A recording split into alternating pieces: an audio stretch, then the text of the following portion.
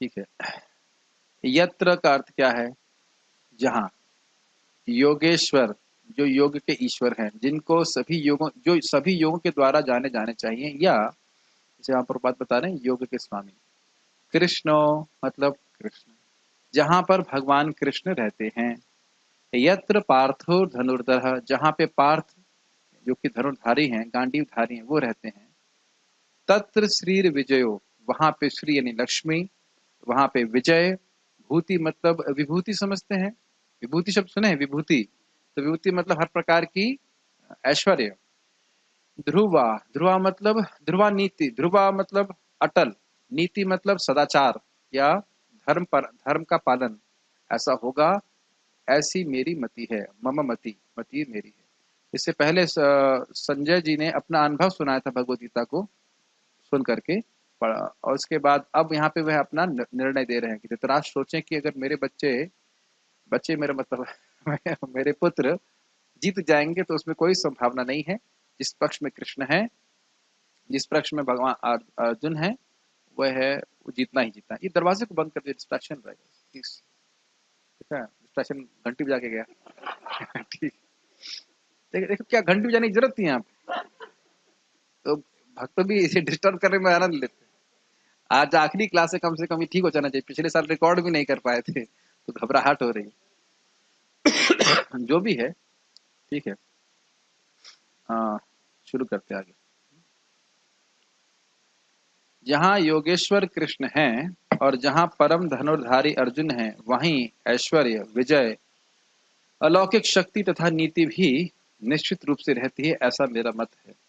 इसमें कोई संदेह नहीं होना चाहिए।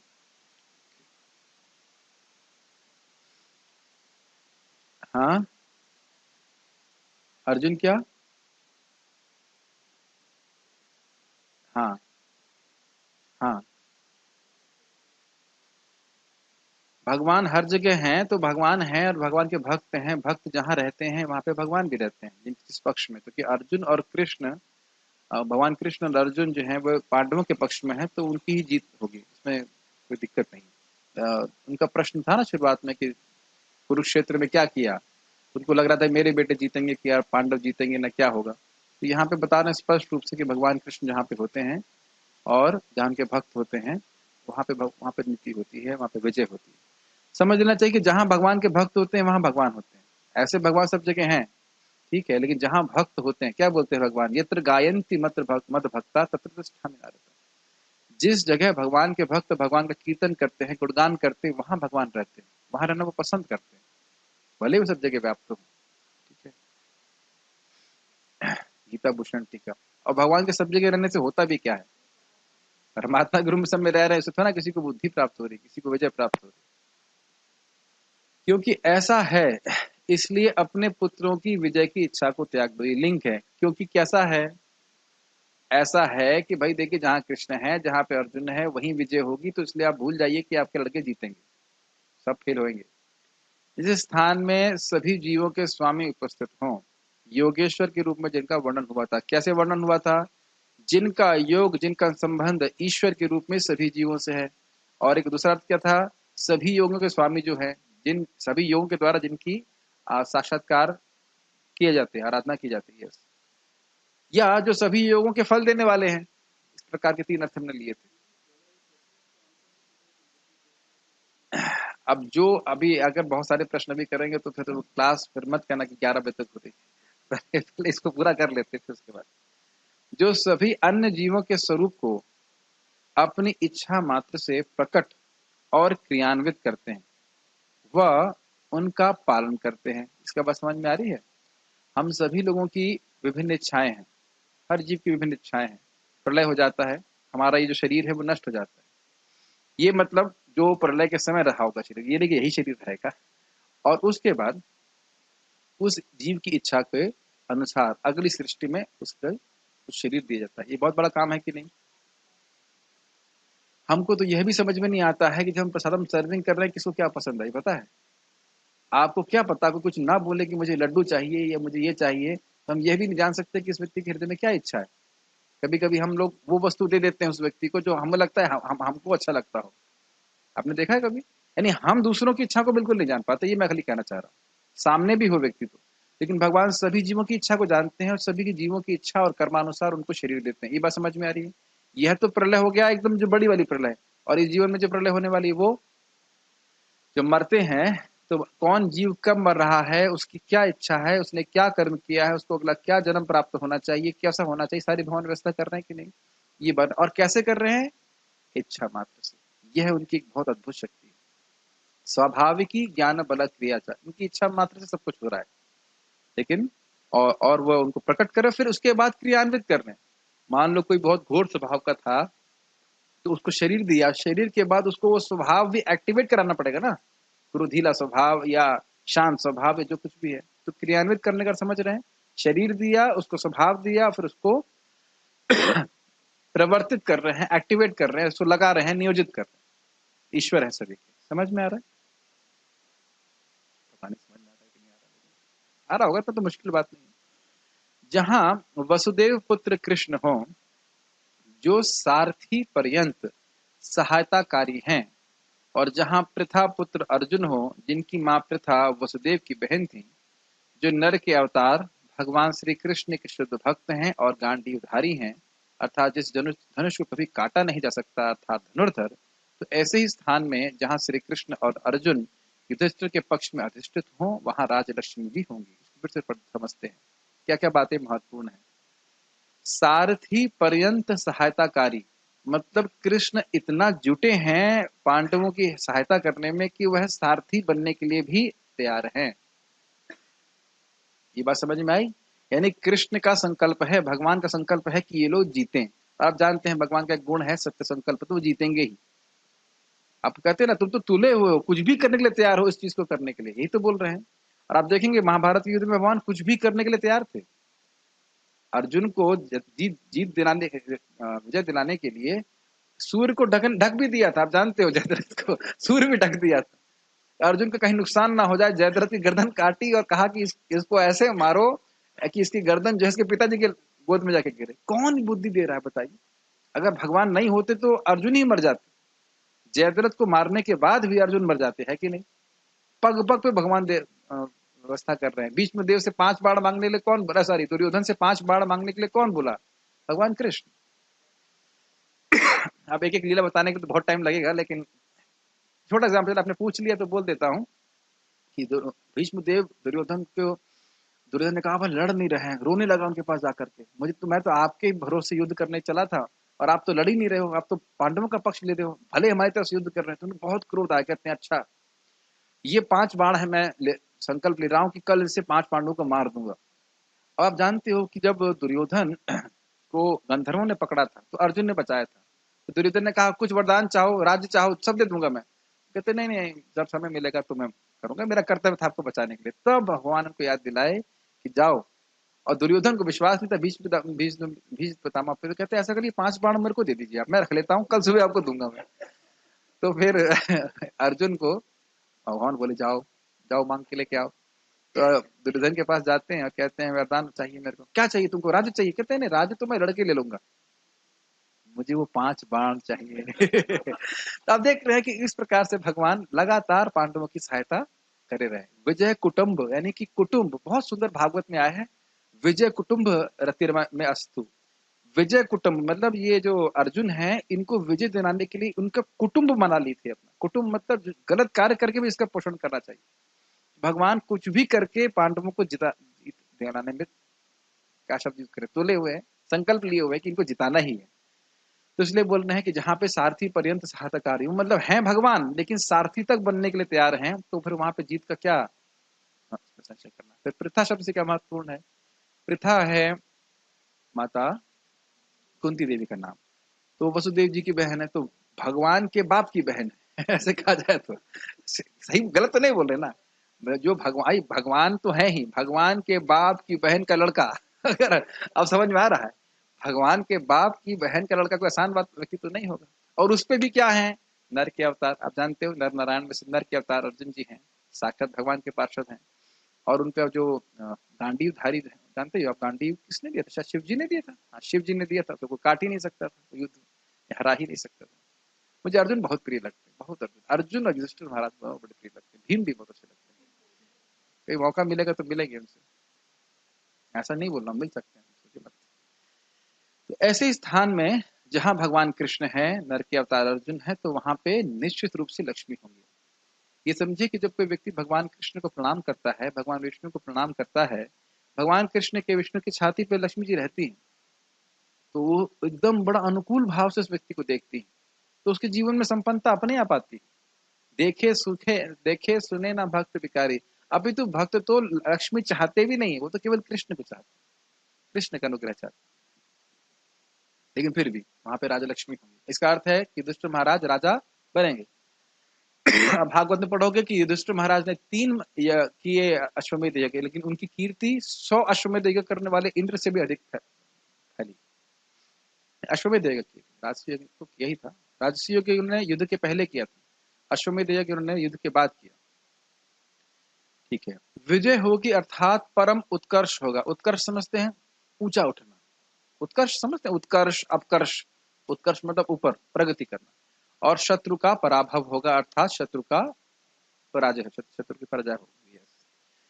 विभूति का अर्थ है उत्तरोत्तर राज्य लक्ष्मी में विवर्धन होगा। विभूति तो मैंने को बोल ही दिया था, विभूति मतलब होता है ऐश्वर्य, तो यहाँ पे यही अर्थ है विभूति का। ध्रुव नीति का अर्थ है न्याय में प्रवृत्ति स्थायी होगी, अर्थात स्थिर होगी, हर जगह होगी। ये समझ में आया? यानी कि पूरे राज्य में धर्म पालन होगा। युधिष्ठिर महाराज अर्जुन कह रहे थे कि वर्ण संकर होंगे, क्योंकि जब ये युद्ध होगा तो स्त्रियां दूषित हो जाएंगी, लेकिन युधिष्ठिर महाराज ने इतना सुंदर शासन किया कि कोई दूषित नहीं, कोई भी अधर्म के मार्ग पे जा ही नहीं सका। एक शासन हुआ भगवान श्री राम का, और दूसरा शासन हुआ भगवान सॉरी युधिष्ठिर महाराज का। इस प्रकार से बोलते हैं। ये बात है। ध्रुव नीति समझ में आ रही है? ध्रुव मतलब होता है अटल, तो हर व्यक्ति नीति धर्म के पथ पे रहेगा ऐसे स्थान। बात, व्यक्ति को यह शंका नहीं करनी चाहिए कि यह शास्त्र युद्ध का पक्ष ले रहा है, अर्थात युद्ध पर रखे। देखिए श्रील बलदेव विद्याभूषण जी आज से 500 साल पहले ही, मोटा मोटी 500 साल पहले ही बोल दिए। कितनी बड़ी भ्रांति है भारत में, भाई भगवत गीता घर में नहीं रखना। क्यों?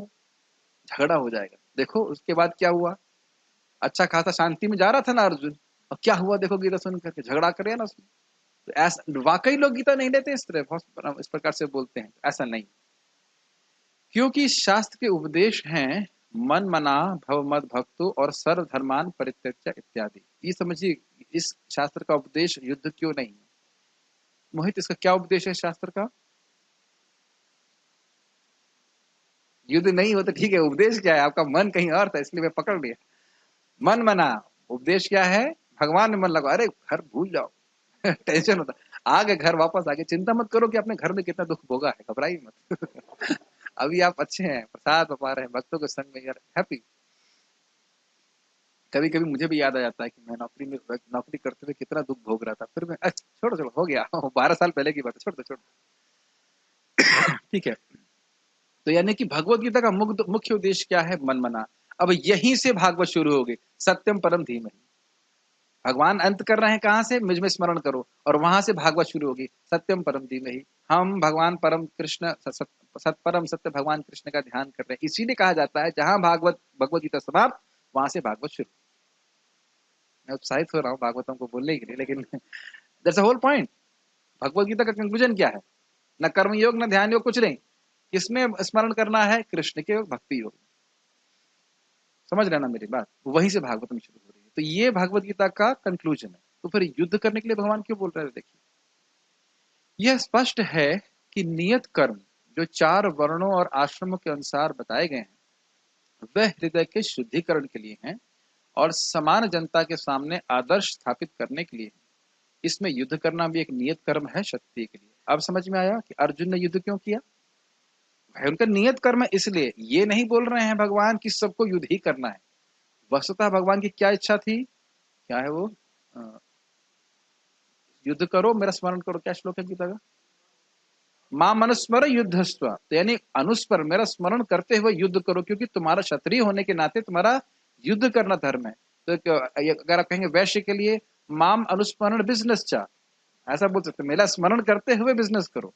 माम अनुस्मरण वटेवर पठन पाठन चा, ब्राह्मण का कार्य अलग हो सकता है।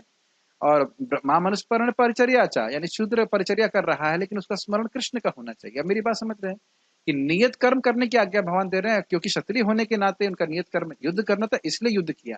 ऐसा नहीं कि सबको तलवार निकालना है। Does it make sense? तो ये भगवत गीता की शिक्षा नहीं है। अभी तो भगवान तो यहाँ बोल रहे हैं कि भौतिक इच्छाओं को त्यागने से व्यक्ति का मन शांत होता है। तो झगड़ा करने के लिए भगवान नहीं बोल रहे हैं भगवान, बिल्कुल नहीं बोल रहे। लेकिन क्योंकि धर्म युद्ध है और उन क्षत्रिय के रूप में उनका कर्तव्य है, इस कारण से उनको युद्ध करने के लिए बोल रहे हैं। तो मोहित प्रभु युद्ध करने के लिए बोल रहे हैं भगवान के नहीं बोल रहे हैं? नियत कर्म करने के लिए बोल रहे हैं ताकि समाज में आदर्श स्थापित हो, ये बात बोल रहे हैं। लेकिन मुख्य उद्देश्य भगवान का क्या है गीता का? कहाँ मन होना चाहिए? भगवान में। बहुत सारे उपाय हैं, लेकिन उन सभी में भगवान को प्रपत्ति यानी भगवान की शरणागति, भगवान के दास के भाव में, यह भगवान विष्णु को बहुत जल्दी प्रसन्न करती है। यही 18वें अध्याय का निष्कर्ष है। ये बहुत इंपॉर्टेंट पॉइंट है। भगवान की शरणागति किस भाव में?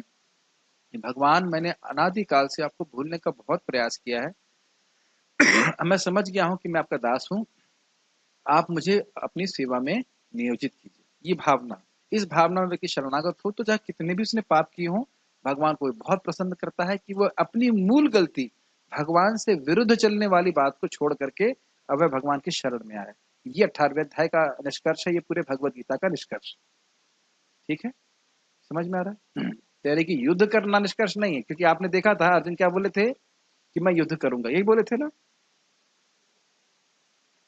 नहीं नहीं, 18वें अध्याय में क्या बोले थे? मेरा मोह चला गया है और मैं युद्ध करूंगा। नष्ट मोहा स्मृतिर्लब्धा तत्प्रसादान मया च्युतः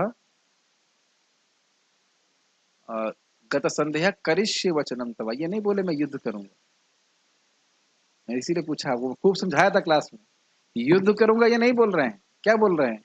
आप जो कहेंगे वो करूंगा। आप कहोगे युद्ध छोड़ दो तो युद्ध छोड़ दूंगा, आप कहो युद्ध करो तो युद्ध करूंगा। ये भक्त की भावना। शरणागत भक्त का मतलब है वह वो कार्य करेगा जो कृष्ण के अनुकूल हो, कृष्ण को प्रसन्न करने वाला। Does it make sense? ये बहुत इंपॉर्टेंट है। सेवा तब होती है, सेवा का एक मुख्य बात है, यथा कालम यथा कामम, जैसे समय होता है और जैसा इच्छा होती है। अब एक भक्त हैं, वो बहुत लंबे लंबे टाइटल में लगा लगाते हैं, परम पूज्य गुरुदेव महाराज आपकी कृपा। मैं उनको बोला आप केवल प्रभु जी बोलिए, लेकिन वो जुटे पड़े, वो नहीं मान रहे। परम पूज्य गुरुदेव महाराज आपकी कृपा, ये आप तो कोटि कोटि नमः। हमने कहा ये सब करने की जरूरत नहीं है। आप समझ रहे हैं मेरी बात? जो इच्छा अब बोलो अशुभ कृष्ण, तो यह भी नहीं बोल रहा हूँ। सम्मान देना चाहिए टीचर को, लेकिन इतना जैसा वो बोल रहे हैं वैसा करने की बात करना चाहिए। पता नहीं वो सुन रहा है कि नहीं सुन रहा है, कभी ना कभी तो सुनेंगे इस प्रवचन, लेकिन ये मुझे बिल्कुल पसंद नहीं आता। आप कहो कि आप ऐसे एक व्यक्ति बोला आप ही भगवान हैं, मैं वाकई बोलने लगा आप तो ही भगवान के स्वरूप हैं। हमने कहा हम कुछ नहीं, हम केवल श्रील प्रभुपाद जी के, गुरु महाराज के एक तुच्छ दास हैं, बस उनको प्रसन्न करने का प्रयास कर रहे हैं। आप मेरी बात समझ रहे हैं? मैं एक व्यक्ति हूँ और मेरी इच्छा के अनुसार जब कोई व्यक्ति सेवा करता है तो मैं प्रसन्न होता हूँ। भगवान एक व्यक्ति हैं, जब उनकी इच्छा के अनुसार हम सेवा करते हैं तो वो प्रसन्न होते हैं। क्या इतनी बात समझ में नहीं आ रही? भगवान कैसे चाहते हैं हम कैसे सेवा करें?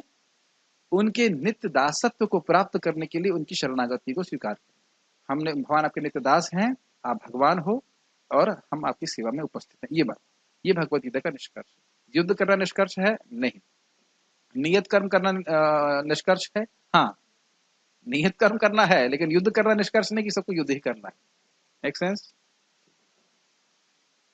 भगवत गीता में परम सत्य कृष्ण जो सभी आध्यात्मिक गुणों के आलय हैं, आलय मतलब होता है घर, स्थान, और जो माता यशोदा के स्तन पान करते हैं और जो पार्थ के सारथी बन गए हैं, उनका ही गुणगान हुआ है। मतलब भगवत गीता में और किसी योग की को प्रोमलगेट, इंग्लिश में कहते हैं, प्रमोट नहीं किया जा रहा है, केवल किसको बोल रहे हैं? भक्ति योग। प्रभुपाद जी समझाए हैं कि जैसे सब्जी मार्केट में गीता का प्रवचन हो सकता है क्या? नहीं हो सकता है। यही पूछा जाएगा आलू का भाव है, भिंडी के भाव है। स्टॉक मार्केट में गीता का प्रवचन हो रहा होगा? नहीं हो रहा होगा। ठीक है, उसी प्रकार से समझ लेना चाहिए कि जो आपस में लोग बातें कर रहे हैं उनकी स्थिति को देख के समझ लेना चाहिए कि विषय क्या है। क्योंकि भगवान के भक्त, सबसे सर्वश्रेष्ठ भक्त अर्जुन और भगवान के बीच में संवाद हो रहा है, तो संवाद किस संबंध में होगा? भगवान की भक्ति के संबंध में, भगवान के गुणगान के संबंध में। एकदम स्पष्ट होना चाहिए। ये आप लोगों को बड़ा स्पष्ट लगता है, लेकिन बहुत से लोग को स्पष्ट नहीं है। कुछ लोग कहेंगे कर्मयोग का, हमें तो कर्मयोग पसंद है। कहने का अर्थ ये है कि योग उड़ा उड़ा देते, खाली कर्म पसंद करते हैं। जो लोग बोलते हैं ना हमें कर्मयोग पसंद है, कर्मयोग पसंद है, तो कर्म रख लेते हैं और योग हटा देते हैं। कृष्ण से जोड़ना है कर्म को, वो नहीं ध्यान रखते। तात्पर्य, भगवत गीता का शुभारंभ धृतराष्ट्र की जिज्ञासा से हुआ। वह भीष्म, द्रोण तथा कर्ण जैसे महारथियों की सहायता से अपने पुत्रों की विजय के प्रति आशावान था। आज मैं देख ही रहा हूँ कि पिछली बार की तरह बहुत कठिनाई आ रही है। आखिरी श्लोक को पूरा करने में, युद्ध समाप्त करने में बड़ी दिक्कत आ रही है। भगवान कह रहे हैं गीता पूरी करना ही नहीं दूंगा तुमको मैं। चलिए ठीक है। हाँ थे वो। उसे आशा थी कि विजय उसके, ये फोन नहीं चाहिए। उसे आशा थी कि विजय उसके पक्ष में होगी, लेकिन युद्ध क्षेत्र के दृश्य का वर्णन करने के बाद संजय ने राजा से कहा, एक मिनट, फ्लो टूट जाता है। उसे आशा थी कि विजय उसके पक्ष में होगी। किसे आशा थी? धृतराष्ट्र को। लेकिन युद्ध क्षेत्र के दृश्य का वर्णन करने के बाद संजय ने राजा से कहा, आप अपनी विजय की बात सोच रहे हैं, लेकिन मेरा मत है कि जहां कृष्ण तथा अर्जुन उपस्थित हैं वहीं संपूर्ण श्री होगी। तो स्पष्ट समझ आ रहा है। उसने प्रत्यक्ष पुष्टि की कि धृतराष्ट्र को अपने पक्ष की विजय की आशा नहीं रखनी चाहिए। एक बात आपको याद दिलाना चाह रहा हूं कि प्रथम अध्याय में दुर्योधन सबको देख रहा है, सारे योद्धाओं को देख रहा है। किसको नहीं देख रहा है? भगवान कृष्ण को। वो कह रहा है इधर भीम है, ये है, वो है, युद्धमन्यु है, दृष्टद्युम्न है, लेकिन ये नहीं बोल रहा कि कृष्ण है। वो उस तरह तो क्यों रथ चलाएंगे, उसमें क्या है? तो ये समझ नहीं पा रहा है कि सारे रथों को चलाने वाले वही हैं। समझ रहे ना मेरी बात? और यहाँ पे कंक्लूजन क्या है? एकदम कृष्ण, जैसे इसमें जूम पे स्पॉटलाइट होता है, ऐसे एकदम स्पॉटलाइट में आ गए कृष्ण। भगवत गीता की शुरुआत में कृष्ण स्पॉटलाइट में है? नहीं है। कोई नहीं देख रहा Krishna, in the sense Duryodhana नहीं देख रहा है। लेकिन यहाँ पे अब एकदम भगवान स्पष्ट दिखाई पड़ रहे हैं कि कृष्ण और अर्जुन वहां पे हैं, तो वह निश्चित रूप से वहां पे विजय प्राप्त हुई। श्री कृष्ण द्वारा अर्जुन के सारथी का पद स्वीकार करना एक ऐश्वर्य का प्रदर्शन है। कृष्ण समस्त ऐश्वर्यों से पूर्ण है और उनमें से वैराग्य एक है। ऐसे वैराग्य के भी अनेक उदाहरण हैं, क्योंकि कृष्ण वैराग्य के भी ईश्वर है। अब इस थोड़ा समझना होगा। वैराग्य मतलब भाई क्या कहा जाएगा, अरे क्षत्रिय होकर के तुम एक सारथी का काम कर रहे हो। भगवान यू एक तरह से राजकुमार थे ना, मतलब राजा नहीं बने थे लेकिन राजकुमार तो थे। राजकुमार होकर के तुम ड्राइवरी कर रहे हो।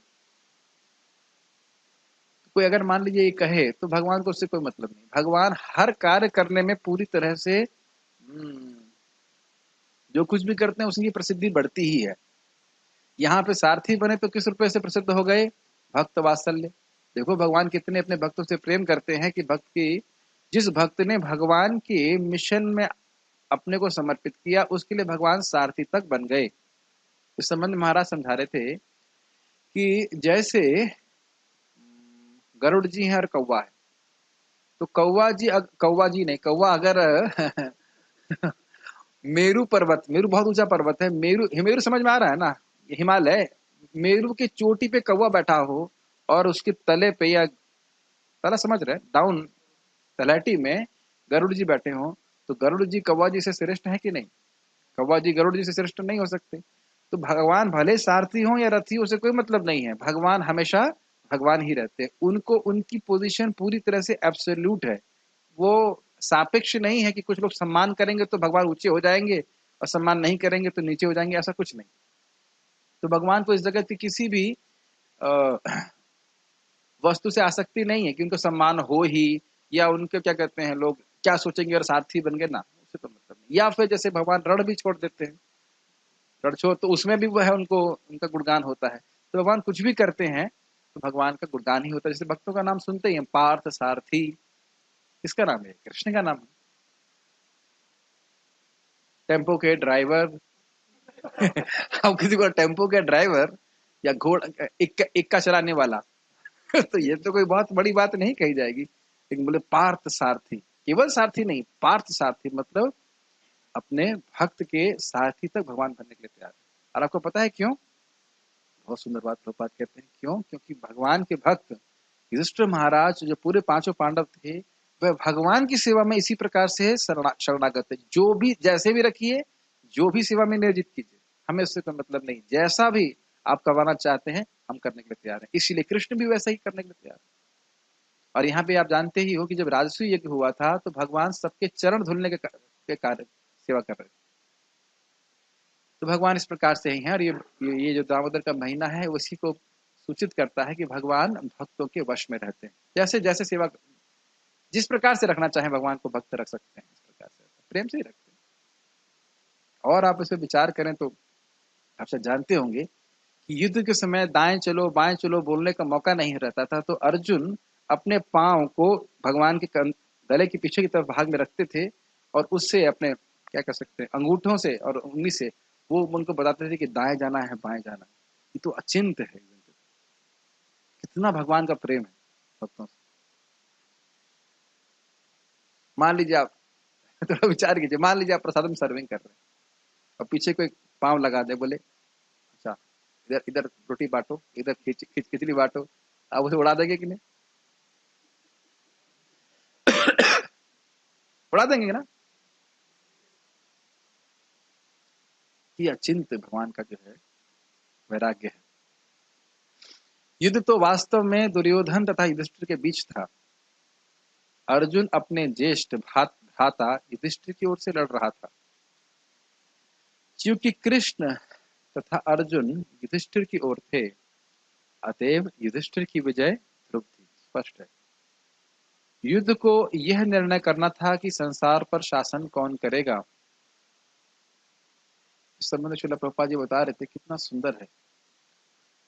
18 दिन से पहले युधिष्ठिर महाराज प्रैक्टिकली वन में घूम रहे थे और 18 दिन के अंदर भगवान ने उन्हें पूरे विश्व का राज्य दे दिया। प्रभुपाद जी कह रहे थे कि कृष्ण 18 दिन में ही तुम्हें पूरा विश्व दे सकते हैं, लेकिन तुम लोग करोगे क्या? सो जाओगे। अब तो विजय मिल गई पूरी, अब तो क्या करना है? नौकर मिल गए खाना बनाने के लिए, अब सोना है, क्या दिक्कत?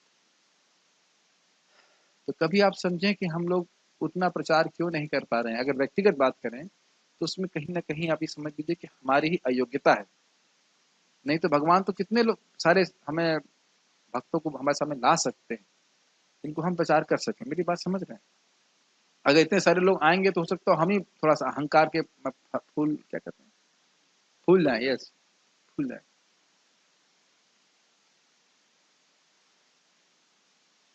ये बहुत इंपॉर्टेंट बात है। जितना व्यक्ति योग्य होता है उसके अनुसार भगवान उसको एम्पावर करते हैं। जैसे बृहद भागवतमृत में हम पढ़ते हैं, गोप कुमार ब्रह्मा जी बन जाते हैं और ब्रह्मा बन करके सभी जीवों को शुद्ध भक्ति में नियोजित करते हैं। उसकी कल्पना कीजिए आप, ब्रह्मांड के सारे जीवों को शुद्ध भक्ति में नियोजित कर देते हैं। सारे जीव इतने शक्तिशाली थे। तो खैर जो भी है, लेकिन बात यह है कि भगवान ने युधिष्ठिर महाराज को इस प्रकार से दिया। संजय ने भविष्यवाणी की कि सत्ता युधिष्ठिर के हाथ में चली जाएगी। जहां यहाँ पर इसकी भी भविष्यवाणी हुई है कि इस युद्ध में विजय प्राप्त करने के बाद युधिष्ठिर उत्तरोत्तर समृद्धि करेंगे। इंटरेस्टिंग बात है, ये बहुत इंटरेस्टिंग बात है। पराया देश जो है वह युद्ध क्यों नहीं करते हैं? जानते हैं कि युद्ध के बाद बहुत बर्बादी होगी।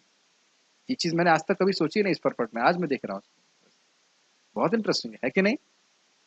युद्ध के बाद बर्बादी होती है और यही अर्जुन सोच रहे थे, लेकिन यहाँ क्या बोल रहे एकदम क्लियर करके, ना ना ना ना ना ना, युद्ध के बाद समृद्धि और समृद्धि और बढ़ेगी। ये आप जानते हैं, जयति ते दिकम जन्म ना ब्रज। जब से भगवान कृष्ण ब्रज में अवतरित हुए तो ब्रज की जो समृद्धि थी वो और बढ़ गई थी। तो कह रहे हैं कि ऐसा ऐसा नहीं सोचना चाहिए कि युद्ध के बाद सब खत्म हो जाएगा, खराब हो जाएगा ना। अपितु युद्ध के बाद और समृद्धि बढ़ेगी युधिष्ठिर महाराज के शासन में। इसको आप भागवत में 5वें अध्याय में सीखेंगे, प्रथम स्कंद। क्योंकि वे न केवल पुण्यात्मा तथा पवित्रात्मा थे, अपितु वे कठोर नीतिवादी थे। कठोर नीतिवादी का अर्थ है मतलब धर्मात्मा थे, धर्मपरायण थे। जब राजा धर्मपरायण होता है तो अपने आप सारे देवताओं का आशीर्वाद सबके ऊपर होता है, सभी लोग धर्म का पालन करते हैं तो सुखी रहते हैं। जैसे भरत महाराज के राज्य में कोई मरना भी नहीं चाहता था तो मरता भी नहीं था, और यहाँ तक कि वह मुक्ति भी नहीं चाहते थे, सब शुद्ध भक्त हो गए थे। अब भागवतम में पढ़ेंगे, मैं बार बार प्रमोट कर रहा हूँ भागवतम। ठीक है, तो उन्होंने जीवन भर कभी असत्य भाषण नहीं किया। हमने कब से असत्य भाषण नहीं किया? ये तो एक दिन भी निकल जाए कि असत्य भाषण ना होता हो, बड़ा मुश्किल है कि नहीं? और हमें लगता है इसमें कोई दिक्कत ही नहीं, असत्य भाषण। ऐसे अनेक अल्पज्ञ व्यक्ति हैं जो भगवत गीता को युद्ध स्थल में दो मित्रों की वार्ता के रूप में ग्रहण करते हैं। मतलब वो कहते हैं कि भगवान और भक्त के बीच में नहीं है, तो बस आपस में एक भक्त को एक मित्र को डिप्रेशन हो गया था, दूसरा मित्र को समझा रहा था, लेकिन ऐसा नहीं है। लेकिन इससे ऐसा ग्रंथ कभी शास्त्र नहीं बन सकता। कितना सुंदर बात प्रभुपाद कर रहे हैं। कितने सारे मित्र आपस में बात करते हैं, तो क्या वो सब शास्त्रीय रूप में स्वीकार किए जाते हैं? नहीं। एक जगह और बहुत सुंदर बात बताई कि वेद भगवान की सांस से प्रकट हुए हैं और भगवत गीता भगवान की मुख से प्रकट हुआ है, इसलिए दोनों ही, इसलिए भगवत गीता वेद के ही समान है। इसे श्रुति कहा जाता है, स्मृति ग्रंथ नहीं है। समझ रहे ना मैं क्या कह रहा हूँ? ये वेद के ही समान पूरा प्रमाणिक है, क्योंकि साक्षात भगवान के मुख से निकला। कुछ लोग विरोध कर सकते हैं कि कृष्ण ने अर्जुन को युद्ध करने के लिए उकसाया, जो अनैतिक है।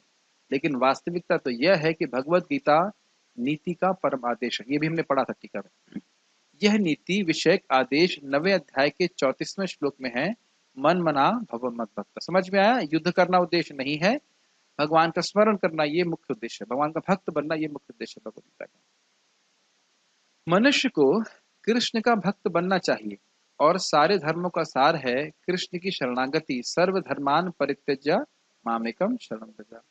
भगवत गीता का आदेश धर्म तथा नीति की परम विधि है। अन्य सारी विधियां भले ही शुद्ध करने वाली तथा इस विधि तक ले जाने वाली हों, लेकिन गीता का अंतिम संदेश समस्त नीतियों तथा धर्मों का सार वचन है। कृष्ण की शरण ग्रहण करो या कृष्ण को आत्मसमर्पण करो। यह 18वें अध्याय का मत है। ये बात समझ में आई? दो बात प्रभुपाद कह रहे हैं जो हमने टीका में पढ़ा था कि वर्णाश्रम के नियमों का पालन करना चाहिए, इससे हृदय का शुद्धिकरण होता है, अच्छी बात है। लेकिन इन सब का पर्यवसान, कंक्लूजन यह है कि व्यक्ति कृष्ण के शरणागत हो। मैं कृष्ण आपका हूं, मुझे आपकी सेवा करनी है, ये बात। ठीक है, समझ में आ रहा है? भगवत गीता से हम यह समझ सकते हैं कि ज्ञान तथा ध्यान द्वारा अपनी अनुभूति एक विधि है, लेकिन कृष्ण की शरणागति सर्वसिद्धि है। ये तो समझ ही रहे हैं, ज्ञान योग और ध्यान योग से आत्मा की अनुभूति हो जाती है, लेकिन भगवान की अनुभूति भक्ति के द्वारा ही होती है। यह भगवत गीता के उपदेशों का सार है। वर्णाश्रम धर्म के अनुसार अनुष्ठानों यानी कर्मकांड का मार्ग ज्ञान का गुह्य मार्ग हो सकता है, लेकिन धर्म के अनुष्ठान के गुह्य होने पर भी ध्यान तथा ज्ञान गुह्यतर है तथा पूर्ण कृष्ण भावना भावित होकर भक्ति में कृष्ण की शरणागति गुह्यतम उपदेश है। यही 18वें अध्याय का सार है। ये लाइनें समझ में आ रही हैं? कर्मयोग के द्वारा व्यक्ति आत्मा का अनुभव करने के लिए योग्य बन सकता है। उसके बाद वो ज्ञान योग करता है तो आत्मा का अनुभव प्राप्त होता है। फिर वो ध्यान योग करता है तो परमात्मा तक पहुंचता है। भक्ति योग करता है और भक्ति योग तक पहुंचता है। तो इस प्रकार से क्रमशः प्रगति कर सकता है। और जो कर्मयोग है, या कह सकते हैं आत्मा का जो ज्ञान है, वह है, कर्मयोग नहीं कहना चाहिए, आत्मा का जो ज्ञान है वह है गुह्य ज्ञान है। और उसको हम कैसे प्राप्त करते हैं? सामान्यतः जो विधि बता रहे हैं वो है अपने कर्मों को कृष्ण को समर्पित करके या भगवान को समर्पित करके, कर्मयोग इसे करना चाहिए। फिर उसके बाद आत्मा की अनुभूति होती है, उसके बारे में व्याख्या की गया था। फिर परमात्मा की अनुभूति के बारे में बात किया गया था। तो सब वह गुहितर ज्ञान है। लेकिन भगवत अनुभूति, भगवान की अनुभूति कैसे होती है? भक्ति के द्वारा। तो यह गुहितम ज्ञान है और यही 18वें अध्याय का सार है कि व्यक्ति भगवान कृष्ण के शरणागत होकर भगवान की अनुभूति कर सके। ठीक, तो इजी होगा। भगवत गीता की अन्य विशेषता यह है कि वास्तविक सत्य भगवान कृष्ण है। परम सत्य की अनुभूति 3 रूपों में होती है और उस परम सत्य के बारे में आप भागवतम के प्रथम श्लोक में जानेंगे। सत्यम परम धीमहि। देखिए, परम सत्य ले जा रहा है भगवान, प्रभुपाद ले जा रहे हैं परम सत्य की तरफ आपको। ठीक है कि नहीं? परम सत्य की अनुभूति 3 रूप में होती है। निर्गुण ब्रह्म, भगवान कृष्ण के शरीर से निकलने वाला दिव्य तेज, अंतर्यामी परमात्मा, जगत को नियामक करने वाले, तथा भगवान श्री कृष्ण। परम सत्य के पूर्ण ज्ञान का अर्थ है कृष्ण का पूर्ण ज्ञान। यदि कोई कृष्ण को जान लेता है तो ज्ञान के सारे विभाग इसी ज्ञान के अंश हैं। इसीलिए बहुत ध्यान पूर्वक 1.1.1 सुनना है, क्योंकि उसमें परम सत्य का पूर्ण ज्ञान प्राप्त होगा आपको और इसके द्वारा आप कृष्ण को जान लेंगे तो सभी सभी ज्ञान इसके अंश ही होंगे। यस्मिन् विज्ञातो एतम सर्वमेवं विज्ञातम भवति। जो कृष्ण को समझ लेता है वो सब कुछ समझ लेता है। इसके लिए मैं पहले से बोल दे रहा हूँ, कुछ अंश उसमें कठिन होगा, लेकिन धैर्य पूर्वक सुनिएगा, पढ़िएगा तो समझ में आएगा। इसलिए परम सत्य को समझना बहुत जरूरी है। कृष्ण दिव्य हैं क्योंकि वे अपनी नित्य अंतरंगा शक्ति में स्थित रहते हैं। धामना स्वेन सदा निरस्त कुहुकम सत्यम परम धीमहि। धामना स्वेन सदा, हमेशा ही अपने नित्य, धामना का अर्थ है अपने अपने नित्य तेज, अपनी स्वरूप शक्ति में विद्यमान रहते हैं। ऑलरेडी मुंह से निकल रही सब बात है, क्योंकि वो है, आने वाला है। तो प्रभुपाद जो बोल रहे हैं, जीव उनकी शक्ति से प्रकट है और दो श्रेणी के होते हैं, नित्य बद्ध तथा नित्य मुक्त। प्रभुपाद पूरा समराइज कर रहे हैं। ऐसे जीवों की संख्या असंख्य है और वे सब कृष्ण के मूल अंश माने जाते हैं। कौन से जीव? नित्यबद्ध और नित्य मुक्त, ये सब असंख्य है, अनलिमिटेड है। भौतिक शक्ति 24 प्रकार से प्रकट होती है। 24 यानी कि उसके घटक हैं, अवयव हैं। अब इसकी व्याख्या भी मैं नहीं कर रहा हूँ, इसको करने से कोई अभी लाभ भी नहीं, सब पहले कर चुके हैं। भूमि इत्यादि सब, भूमि और अपेय नलो वायु, वैसे गिनेंगे तो 24 तत्व होते हैं। सृष्टि शाश्वत काल द्वारा प्रभावित है। अन्वय व्यतिरेक च शब्द काल को इंगित करेगा, श्लोक में देखेंगे आप। और बहिरंगा शक्ति द्वारा इसका सृजन तथा संहार होता है। ये समझ में आ रहा है ना कि भगवान की एक प्रधान है, प्रधान पे भगवान अपनी काल शक्ति का शोभ करते हैं, उससे गुण डिसबैलेंस होते हैं, फिर सृष्टि होती है। ये सब क्यों सुनना चाहिए? क्योंकि जो हमारी जगत के प्रति दृष्टि है वो परिवर्तित हो जाए। हम अपने आप को अभी जगत का एक प्रोडक्ट मानते हैं, है कि नहीं? और धीरे धीरे समझ में आएगा कि ये भगवान का प्रोडक्ट है। समझ में आया? हम ये सोच रहे हैं कि मैं शरीर हूँ और शरीर संबंधित वस्तुएं मेरी हैं, मैं जगत का हूँ, ये है वो है। लेकिन हम जब भागवत सुनते हैं, सृष्टि के बारे में सुनते हैं, भगवान को समझते हैं, समझ में आता है कि ये तो ड्रामा है भाई, स्टेज है। स्टेज समझ रहे ना? स्टेज समझते हैं ना? उसमें हमारा कुछ समय के लिए रोल दिया गया है, उसी में, हाँ, मंच मंच मंच मंच, और उसी में हमको इतना अभिनिविष्ट हो गए हैं कि सोचते हैं कि बस ये ही रोल को अपनाना या रोल को अदा करना, ये हमारे जीवन का लक्ष्य है। बातें समझ में आ रही हैं आपको? लेकिन वास्तविक व्यक्ति क्या समझ रहा है? असली रोल क्या है? घर जाकर के मुझे कार्य करने, अपने अपने अपने परिवार के लिए, अपने स्वामी के लिए। तो इस प्रकार से हमारी दृष्टि परिवर्तित होती है। आप प्रथम स्कंद के पहले श्लोक को ही देखेंगे, इतनी सारी शिक्षाएं उससे। ये जो हमारी जगत की दृष्टि है ना, जगत के हम हैं, ये जगत शाश्वत है, ये जगत सत्य है, ये सब सब सब एकदम चेंज हो जाता है। इसीलिए सृष्टि तत्व को समझना चाहिए। बाद में नोट कर लीजिएगा, बाद में पढ़ूंगा। लास्ट क्वेश्चन देता हूँ। यह दृश्य जगत पुनः पुनः प्रकट तथा अप्रकट होता रहता है। ये तो मेरे लिए सबसे अच्छा मेडिटेशन। पूरा विश्व ही एक क्षण के लिए है। ब्रह्मा जी की पूरी परमायु ऐसे है, शाश्वत में। और हंस तो बहुत रहे हैं, हाँ, बहुत दांत दिखा रहे हैं, लेकिन क्या हम मानते हैं अपनी दुनिया, अपनी जिंदगी इस प्रकार से? अरे इतनी लंबी जिंदगी है, टाइम नहीं पास हो रहा है, मूंगफली लाओ। कि नहीं, महाराज बोलते हैं अरे ऐसे लग रहा है मूंगफली समय रुक गया है, मूंगफली खाएंगे तो समय आगे बढ़ेगा। सोचते हैं ना, हमें बहुत बहुत समय भजन करने के लिए, अभी तो हम बहुत छोटे हैं। लेकिन नहीं, बहुत अच्छी बात है, हमारा जीवन खट से निकल जाएगा। क्या जो भी है, प्रकट तथा अप्रकट होता रहता है। और हम लोग क्या हैं? शाश्वत हैं। तो हमें शाश्वत स्थान की ओर प्रयास करना चाहिए। भगवत गीता में ये आप, अब मैं सब, आपको लगता है मैं सब बातें क्यों बोलता हूँ? कि मैं ऐसे सोचता हूँ। भगवत गीता भागवतम को बार बार आप श्रवण करते रहेंगे तो आपकी थिंकिंग प्रोसेस ही चेंज हो जाता है। इस जगत में हम लोग क्या सोचते रहते हैं? सही गलत, सही गलत, सही गलत, और कुछ नहीं सोचते। ये सही है, ये गलत है, ये सही है, ये गलत है, ये सही है, ये गलत है, जबकि पूरा जगत ही गलत है। सही केवल ये है कि जितने समय हम यहाँ पे हैं, जिस शरीर में, कृष्ण की अधिक से अधिक भक्ति कर सकें, ये सीधी बात। भगवत गीता में 5 प्रमुख विषयों की व्याख्या की गई है: भगवान, भौतिक प्रकृति, जीव, शाश्वत काल तथा सभी प्रकार के कर्म। सब कुछ भगवान कृष्ण पर आश्रित है, इसीलिए भगवान को परम सत्य कहा जाता है। वह किसी पे आश्रित नहीं है और उनपे हर व्यक्ति आश्रित है। अन्य भगवत स्वरूपों की भगवत्ता भी भगवान की भगवत्ता पे आश्रित है। चैतन्य चरितामृत में स्पष्ट लिखा गया। तो इसलिए भगवान को परम सत्य कहा जाता है, यानी कि वो सभी के स्रोत हैं। प्रभु जी आप अभी से पढ़ाना चालू कर दे रहे। सब कुछ भगवान कृष्ण पर आश्रित है।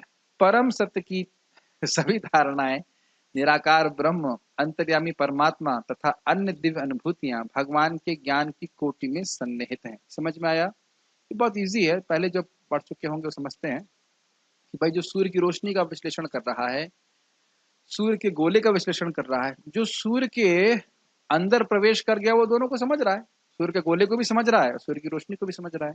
तो जो भगवत अनुभूति कर लेता है वह है ब्रह्मानुभूति, और परमात्मा की अनुभूति अपने आप ही उसको हो जाती है। तो स्पष्ट है, दिक्कत नहीं। यद्यपि ऊपर से भगवान, जीव, प्रकृति तथा काल भिन्न प्रतीत होते हैं, लेकिन ब्रह्म से कुछ भी भिन्न नहीं है।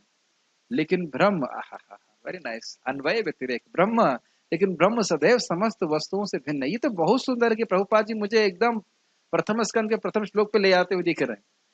सब कुछ भगवान सभी कुछ के रूप में है, लेकिन सब कुछ भगवान नहीं है। यही सब हम सीखेंगे, अन्वय व्यतिरेक। सब कुछ भगवान से आया है, भगवान की शक्ति है, इसलिए भगवान से अभिन्न एक दृष्टि से, लेकिन हर वस्तु भगवान नहीं है। भगवान अपनी स्वरूप शक्ति में स्थित रहते हैं, सच्चिदानंद रहते हैं, वो इस जगत से अलग है। लेकिन जगत क्योंकि भगवान की शक्ति से आया है, इसलिए भगवान से अभिन्न है। ये सब बातें अभी आप कल से सुनना जरूर, खूब सुनेंगे। 12 दिन तक ये सुनना है, आप तैयार रहिएगा। 12 दिन लगेगा पहले श्लोक में, उम्मीद करता है। वो भी तब जब मैं 6 अर्थ नहीं ले रहा हूँ, केवल एक ही अर्थ ले रहा हूँ। लेकिन ब्रह्म सदैव समस्त वस्तुओं से भिन्न है। समझ में आ रहा है? भगवान चैतन्य का दर्शन है अचिंत भेदाभेद। यह दर्शन पद्धति परम सत्य के पूर्ण ज्ञान से युक्त है। मतलब जो भगवान की शक्ति है उसको आप भगवान से अलग नहीं कर सकते। जैसे अग्नि से ताप को अलग कर सकते हैं, लेकिन ताप अग्नि है। अब समझ में आया आपको? कहाँ ताप है कहाँ अग्नि, ये भी नहीं कह सकते। अग्नि से ताप बिल्कुल मिला जुला है। तो उसी प्रकार से भगवान की जो अंतरंग शक्ति है वो भगवान के से बिल्कुल भगवान ही है, लेकिन फिर भी भगवान पे आश्रित है, उसमें कोई भेद नहीं। लेकिन जो भगवान की बहिरंग शक्ति है वह भगवान से पे आश्रित है, लेकिन भगवान से भेद है, क्योंकि वह भौतिक होती, जड़ होती। ये सब बातें हम सीखेंगे आगे। तो यहाँ बात बोल रहे हैं कि इस प्रकार से अचिंत्य भेद भेद तत्व है, इसको समझना बड़ा मुश्किल है भौतिक बुद्धि से। शास्त्र की दृष्टि से हम समझ पाते हैं। जीव अपने मूल स्वरूप में शुद्ध आत्मा है, वह परमात्मा का एक परमाणु मात्र है। सब जानते हैं इस बात को। इस प्रकार भगवान कृष्ण की उपमा सूर्य से दी जा सकती है और जीवों की सूर्य प्रकाश से। सब बातें आप समझते हो, उसकी व्याख्या नहीं कर रहा। इसलिए नहीं कर रहा, जिन्होंने पहले क्लास सुन चुके हुए हैं वो सब जानते हैं इस बात को। क्योंकि सारे जीव कृष्ण की तटस्था शक्ति है। तटस्था मतलब तट पे स्थित। वो कृष्ण का स्वीकार कर सकते हैं या माया को स्वीकार कर सकते हैं। अतएव उनका संसर्ग भौतिक शक्ति यानी अपरा या आध्यात्मिक शक्ति या परा से होता है। समझ में आ रहा है? एक तरफ अपरा शक्ति यानी भौतिक शक्ति और एक तरफ पराशक्ति। तो हमारी इच्छा है कि हम किधर शरण लेते हैं। ठीक है। दूसरे शब्दों में जीव भगवान की पराशक्ति से है, अतएव उसमें किंचित स्वतंत्रता रहती है, और वह स्वतंत्रता है कि वह कृष्ण की सेवा करे या माया की करे। इस स्वतंत्रता के सदुपयोग से ही वह कृष्ण के प्रत्यक्ष आदेश के अंतर्गत आता है। इस प्रकार वह हलादनी शक्ति को अपनी समान दशा को प्राप्त होता है। ये बहुत सुंदर बात है। देखिए, जब हम भगवान श्री कृष्ण की भक्ति करते हैं तो हम भगवान की अंतरंगा शक्ति के संपर्क में आ रहे हैं। और अंतरंगा शक्ति का सार क्या है? हलादनी शक्ति, आनंद देने वाली श्रीमती राधा रानी। तो जब हम हरे कृष्णा बोल रहे हैं तो भगवान की अंतरंगा शक्ति के संपर्क में आते हैं, और इसी कारण से हम अब अपनी वास्तविक स्थिति को प्राप्त होते जा रहे हैं। जो सुख मिलता है भक्ति का वो क्यों होता है? क्योंकि हम अंतरंगा शक्ति की वृत्ति को से संपर्क में आ रहे हैं। आप देखेंगे बहुत बार भगवत गीता का प्रवचन समझ में ना आए लेकिन अच्छा लगता है, और दुनिया के प्रवचन अच्छे समझ में भी आए लेकिन एक्चुअली अच्छे नहीं लगते, हृदय को सुख देने वाले नहीं होते। हरे कृष्ण मंत्र का अर्थ ना भी पता हो लेकिन लोग नाचते हैं, है कि नहीं? तो यहाँ पे हम देख रहे हैं कि क्योंकि भगवान की शक्ति, जो भगवान की भक्ति है, वह भगवान श्रीमती राधा रानी जो भगवान की राधनी शक्ति है उनके संपर्क में जीव आ रहा है। तो अब यहाँ पे बताते हैं चैतन्य चरितामृत में कि ये जो हिलादनी शक्ति है, when it is bestowed upon a living entity, then it is called love of God।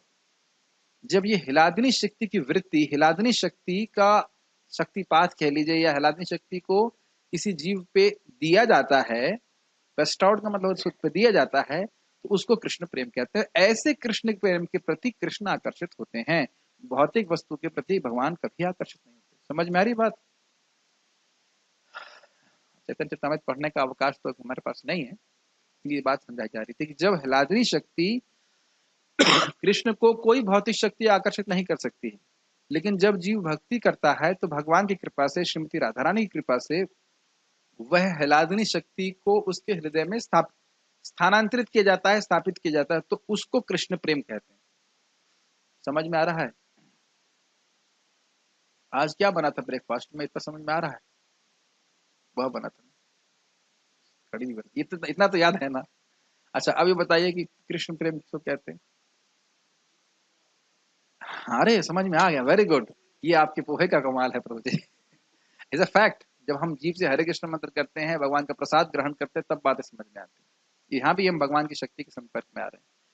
हिलादनी शक्ति हम बोल के यहाँ पे खत्म करेंगे। हिलादनी शक्ति जब जीव के हृदय में दी जाती है भगवान की कृपा से, जो भक्ति करता रहता है, तो वह कृष्ण प्रेम कहलाता है। तो यही कह रहे हैं कि वह उसकी सामान्य दशा को प्राप्त होता है, अर्थात भगवत प्रेम की दशा को प्राप्त होता है।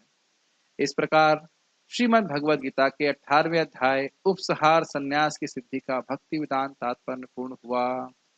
बहुत बहुत जय हो भगवान की। भगवान की कृपा से कितना 1.5 साल लग गया हम लोगों को। हमारा भक्ति शास्त्री का पहला बुक खत्म करने में 1.5 साल, और भक्ति वैभव करने में कब पूर्ण होगा पता नहीं है, लेकिन वो उत्साह है कि श्रीमद् भागवतम को शुरू कर पाएंगे। कोई प्रश्न यहाँ पे देख लेता हूँ किस वक्त का है क्या?